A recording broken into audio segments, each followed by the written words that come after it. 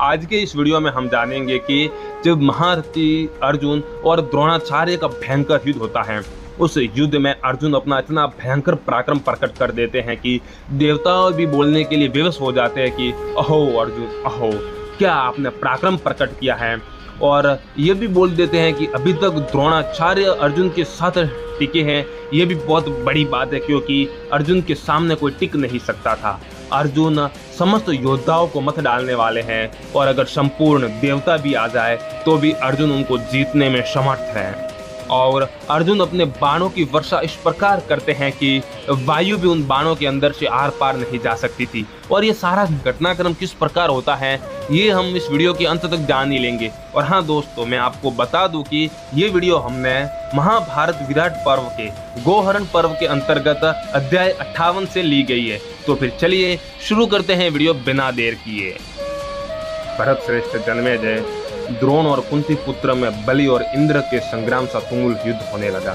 उस समय प्राणों की बाजी लगाकर दोनों वीर धनुष को कान तक खींचकर छोड़े गए। झुकी हुई गांठ वाले बाणों से एक दूसरे को विदीर्ण कर रहे थे। इसी समय आचार्य द्रोण की प्रशंसा करने वाले देवताओं का यह शब्द आकाश में गूंज उठा, अहो द्रोणाचार्य ने बड़ा दुष्कर कार्य किया है कि अब तक अर्जुन के साथ युद्ध में डटे रह गए हैं। ये अर्जुन तो शत्रुओं को मत डालने वाले महापराक्रमी, दृढ़ मुष्टि वाले, दुर्धर्ष तथा संपूर्ण देवताओं और दैत्यों को जीतने वाले महारथी वीर हैं। उस समर भूमि में अर्जुन का कभी न चूकने का स्वभाव, अस्त्र शस्त्रों की अद्भुत शिक्षा, हाथों की फुर्ती और दूर तक बाण मारने की शक्ति देखकर आचार्य द्रोण को भी बड़ा विस्मय हुआ। जन्मेजय, तदनंतर रणभूमि में कुंती पुत्र ने दिव्य गांडीव धनुष को ऊंचा उठाकर कुपित हो उसे दोनों हाथों से खींचना आरंभ किया। फिर तो टिड्डियों के झुंड के समान उनकी अद्भुत बाण वर्षा देखकर वे सभी सैनिक आश्चर्यचकित हो साधो साधो कहते हुए उनकी प्रशंसा करने लगे। उनके बाणों के भीतर वायु भी प्रवेश नहीं कर पाती थी। कुंती नंदन अर्जुन निरंतर बाणों को हाथ में लेते, धनुष पर रखते और छोड़ते थे। कोई भी उनकी इन क्रियाओं में क्षण भर का भी अंतर नहीं देख पाता था। इस प्रकार शीघ्रता पूर्वक अस्त्र प्रहार के द्वारा चलने वाले उस अत्यंत भयंकर संग्राम में कुंती पुत्र अर्जुन शीघ्र एवं अत्यंत शीघ्र दूसरे बाण प्रकट करने लगे। तत्पश्चात एक ही साथ झुकी हुई गांठ वाले 1,00,000 बाण द्रोणाचार्य के रथ के समीप आ गिरे। जन्मेजय, गांडीव धनुष अर्जुन के द्वारा जब द्रोण पर इस प्रकार बाण वर्षा होने लगी तब कौरव सैनिकों में भारी हाहाकार मच गया।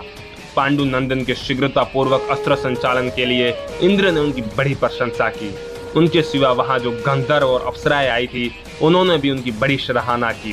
तत्पश्चात रथियों के युद्धपति आचार्य पुत्र अश्वत्थामा ने रथारोहियों के विशाल समूहों के साथ सहसा वहां पहुंचकर पांडु नंदन को चारों ओर से घेर लिया। अश्वत्थामा ने महात्मा अर्जुन के उस पराक्रम की मन ही मन भूरी प्रशंसा की और उन पर अपना महान क्रोध प्रकट किया। आचार्य पुत्र क्रोध के वशीभूत हो गया था। वह रणभूमि में जल बरसाने वाले मेघ की भांति सहस्त्रों बाणों की बौछार करता हुआ पार्थ पर टूट पड़ा। तब महाबाहु अर्जुन ने जिधर अश्वत्थामा था उसी ओर घोड़ों को घुमाकर आचार्य द्रोण को भाग जाने का अवसर दे दिया। अर्जुन के उत्तम बाणों से द्रोण के कवच और ध्वज छिन्न भिन्न हो चुके थे।